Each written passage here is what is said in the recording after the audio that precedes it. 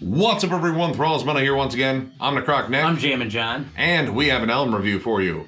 So one that was definitely on our radar for this week, the week of the 25th of March, was the latest offering from instrumental prog fucking wizards, Animals as Leaders, with their new album, Parrhesia. This comes out on Sumerian Records again on the 25th of March. This band formed in DC in 2007. This is their fifth full length. And, well, this band over its relatively short career has pretty much set a new standard, I would say, in terms of instrumental prog metal.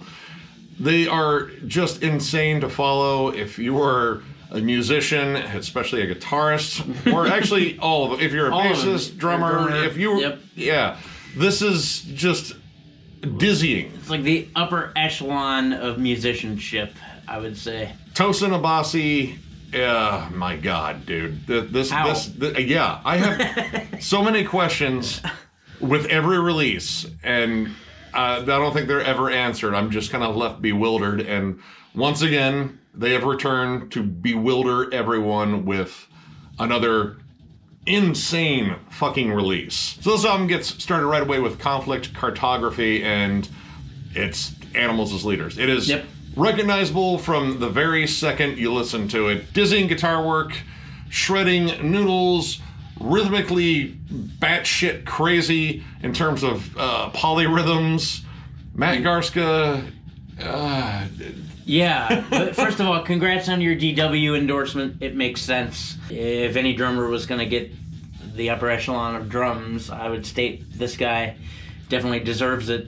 Holy fuck, man. The way that the drums follow the insanity of that guitar, just... there are no words. Yeah. It's really tough. It makes sense that there's no vocals in this because there's no words for it. Yeah, I don't think any vocalist could follow what's going on in this, because this is built like an instrumental band. Like, this isn't built with like hooks that would necessarily have like a good vocal part over, because generally the vocal melodies are carried by these absolutely insane leads, and again, the awesome sort of heavy percussive bass tones generated by Javier Reyes, which that dude is a fucking rhythm monster as well. Oof. The slap bass or slap guitar, I mean, it's a 9-string guitar, so it's kind of like... It's almost like the bass. Those bottom strings can't be, real tight. Its foot is on both sides of that fence. And it's strange that, like, listening to this, and I've listened to every single Animals as Leaders album, this feels almost like one of their tightest albums. Like, for some odd reason, this just feels even more tight than they have been. Actually, it felt like a culmination of all their work up to this point. Like, it touches on really everything that they've ever had to offer, like the heavier stuff, like the song Monomyth. Starts out with this really, like, syncopated, like, Fear Factory, Meshuggah-ish type riff, and just sticks there. Yeah. It's like if Xavius Meshuggah and Evan Brewer all got in on a song. I mean, that's a hell of a super group right there. But, it is. I mean, there's already enough super in Animals as Leaders. And in case you're thinking this is all just like prog noodling and not a lot of riffs, there are tons of riffs and very heavy syncopation. Microaggressions and Gordian Knot at the end. Gordian Knot, again, has that Meshuggah-like feel, especially towards the back half. That last giant breakdown on it is one of the heaviest moments on this entire album. And then Microaggression is the most aggressive batch of noodles, I think, on the entire album. It is absolutely dizzying. It's all very palm muted, and there's a lot of that slap guitar in there, but if you can make out all the individual notes, it is absolutely mind-numbing to try to figure out what's all being played. It is literally like trying to follow one gnat in an entire cloud of gnats.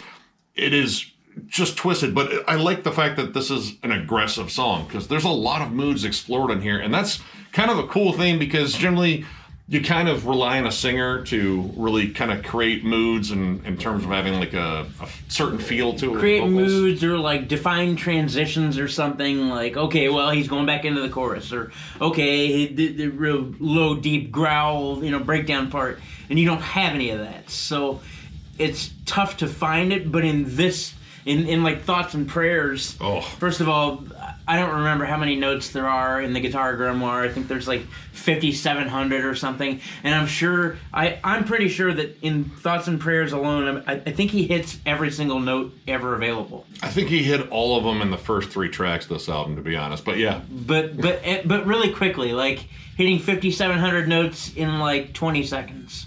The arpeggios and the leads, and it's insane. Like, you think he has like 4 hands with 12 fingers on each hand in order to fucking do this, but I've seen him, and it's still remarkable to see this band live, because Tosin is like one of the most calm, chill people playing this. And it was like, you should be sweating buckets. Why isn't this difficult? Just standing there smiling at people. Hey, yeah. Isn't this nice? It's like, are you even looking at your hands? You fucking giant show off. I mean, I get it. You're fucking stupid good. Yes. And in terms of exploring like different moods and such, and without the vocalist to really sort of convey it, it's really interesting how they do it. You have a very heavy song like Monomyth. It's the second track on here. It is probably one of the heavier tracks on here.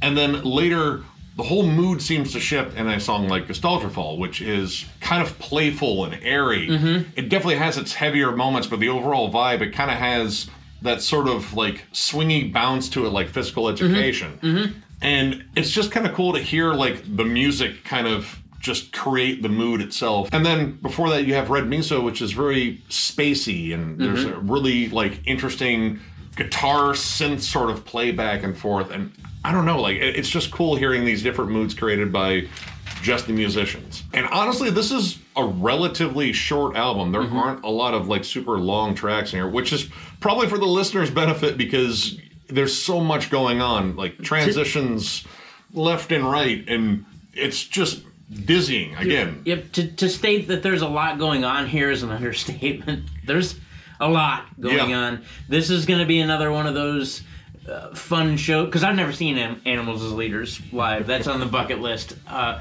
And as a musician myself, and understanding how beats work, it's going to be interesting to see the crowd try and piece this one together as far as how to headbang. It's just going to be a bunch of people like, fuck, I missed it. Shit. It's going to look like I bet they have fun with that on stage. Look at that kid. Looks like he's having a seizure. You all right, dude? Like, no, your music's confusing, sir. Who needs drugs? Just jam this album. You'd be just as confused. Yeah, no, this is like a really fast acid trip. Like, it just comes at you in the quickest waves possible. But in terms of extending it out, though, I think Thoughts and Prayers is probably one of the more adventurous songs, just in terms of, it's the longest track, but it's not like a super long track. It's like a little bit over 5 minutes, right? 5:48 or something like that. Yeah. Yeah. And it actually pretty much explores like every single mood they possibly can on there. And I just like how that song is just this really cool, just proggy, fucking nutty song. But it has some classic prog to it, too. I'd say that song most particularly is kind of split in half. Like, the first half is this really pretty... reminds me of something like Joy of Motion. Actually, this is where I wrote down it sounds like Animals as Leaders, because it does. Yeah. And there's nothing really to compare it to, but it starts off with this really, really pretty melody, but then it picks up with this big nasty groove in the second half, and I don't know. It sounds like the robots that have taken over, they all have schizophrenia. It's weird that, like in terms of writing down bands that this sound like, I think I wrote down Meshuggah twice. I wrote down Dream Theater just because some of Tosin's leads are very similar to something you would hear John Petrucci do. Yep. And, well, occasionally when he steps outside of that in terms of the atmosphere, you get songs like Asahi, which is just sort of a transitional track, but it's really pretty.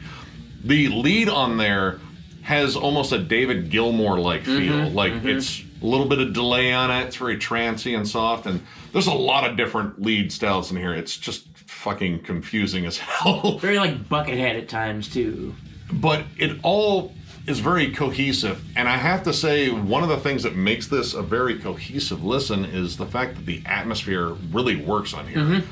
Generally, before, like, some of my issues with Animals as Leaders albums is like when they try to do something spacey and atmospheric in between, it just felt like yeah, that kind of works, like, but this, I feel like it's way more meticulous just in terms of making the album flow much better. because this was one of the easiest listens I think I've had from Animals as Leaders in terms of just going from track to track. Not easy in terms of understanding it. Fuck that. I still don't. But it was just really easy to listen to just in terms of the tracks flowed into one another really well, and the ambience really complemented the songs, and you have these cool synths in the background, and it's just a very well thought out album. And I think you'd have to think this one out considering all the crazy shit that's going on here. I will not sit here and pretend I know shit about music theory because Tosin knows everything. Apparently. It's just absolutely baffling to listen to this level of musicianship. You see that twitch? That's what the album did to him. There was actually a time during Gestalterfall. Did I pronounce that? Gestalterfall. It's a German dish with onions and a whole pig. I think I had a case of Gestalterfall this past fall. There's a kind of like a what the fuck transition moment at the end of Gestalterfall. It goes from really pretty to just bam, and then starts into this crazy down-tuned. I can't describe it. The crawls and noodles are yeah, but that's kind of the thing you come to expect from Animals as Leaders, is just sort of pushing the construction of a song to its limits and the amount of notes you can squeeze into it to its limits, but also making it cohesive and listenable. Because honestly, that's kind of the thing on here, is this is very listenable for something this technical. There's plenty of melody, there's plenty of hooks. Like, if you are just a musician searching for the most impressive musical thing ever, like, you know, that's definitely like something Animals as Leaders fans, I think, go for. But at the same time, you could just be a casual listener and really appreciate all the melodies and hooks that are in here, because they're very distinct, and while they are insanely technical, you can still pick them out. Like, you don't have to be a seasoned veteran of technical proggy music to really enjoy this. I mean, it's going to help you bang your head. It will. If you are. It will. If you are a seasoned veteran, it'll help you bang your head, because there's no way that a noob, so to speak, is going to understand what the hell's happening here. Oh, dude, most of this was just me going, find the hi-hat, find the hi-hat. There it is. Right. Man, I love his cymbals. He's got all those minor, dry cymbals. Ooh.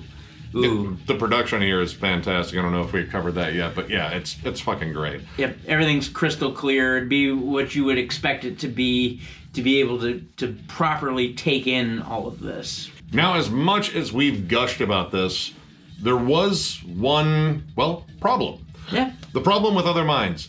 I really dig this song. It leads in well from Asahi. It actually really complements it again, the whole flow of the album. This song is absolutely mesmerizing in terms of the melodies. It's just a really gorgeous, lush song, and it just kind of ends, and it drove me nuts, because this was the ones like, dude, make this like a 7-minute song. Oh my god, this is good. And it's like 2.5 minutes, and when it ended, he literally was like, what the fuck? Yeah. Because it is really cool. The biggest dick tease on the fucking album. But that was it. Like, that is the only issue I have in it, but it really just kind of like, I don't know, irked me a little bit, just because, like, dude, I felt like there was a whole universe to explore with that song, but it just kind of left off and just, I don't know, detonated in orbit around a planet they never visited. But overall, this was an absolutely fucking nuts listen, but incredibly good. So I'm going to go ahead and give this 4 stars. This is, again, another killer album in their discography. Dizzying, baffling.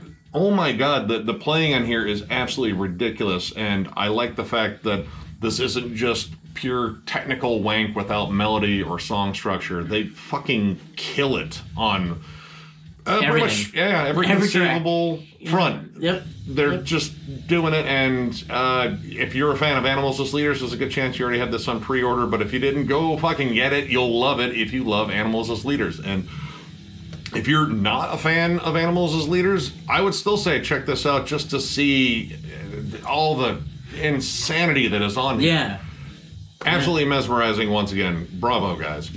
Oh, it's a 4 for me as well. It's like witnessing the madness of many. Although that's the title of their last album, I think that motif shows, so to speak, in this album, because it's just insane. There's no way to... I'm a musician myself. I'm a drummer, and I have no idea I mean, I have a little bits and pieces of ideas, like the playthrough video for Gordian Knot. I've watched that like probably, I don't know, 15 times, and I can hit a hi-hat. I know what a hi-hat is. Right, and Nick knows what a hi-hat is. He's a smart one. Ahead of the curve. I don't even know what to say about this album except for the fact that it's mind-blowing and they did a really good job. And while they do a really good job every time, I feel like this does kind of flow better. And it is just a more almost accessible listen for these guys because of using, the synths in the background and whatnot and just making it more of a song than a bunch of wankery that all goes together. Yeah. So if you're a fan of Animals as Leaders and crazy musicianship, you're gonna dig the ever-loving shit out of this record.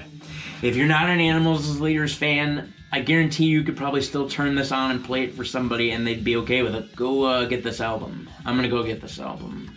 I'm gonna get a shirt. I think we're gonna try and go see him, maybe. But yeah, killer jam. Good job, guys. Once again, great job. So, if you enjoyed this review, give it a thumbs up, and if you are new to the channel, subscribe because we do stuff like this all the time. We are also on Patreon. If you'd like to help us out there will be a link down below. There will also be a link to thrallsofmetal.com if you would like to get a shirt. You can order them there, and Miller will send you out a awesome t-shirt because I love that design. I do still too. I really do. It's neat. I'm glad. I'm so happy that we have those shirts. He's very happy. I'm so happy. And of course, at the end of this, because we still haven't heard from Larry. Larry Fine. Larry, you won. You won the coveted Thralls giveaway for 10,000 subscribers. We're never going to have that giveaway again. Yeah. Because we're already past that. But get it. Get it. You're killing your father, Larry. Do you see what happens, Larry?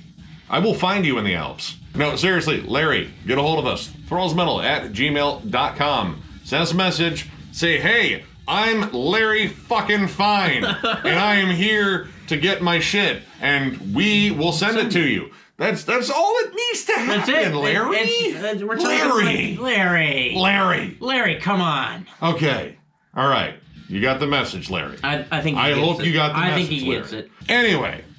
Thank you all once again for watching. Thank you all for subscribing, following us. It has been an awesome fucking ride. Yep. And we look forward to covering a whole bunch more stuff. The Carcass ranking is done. It's and done. It will be coming out. And you're going to love it. And with that, we will catch you later.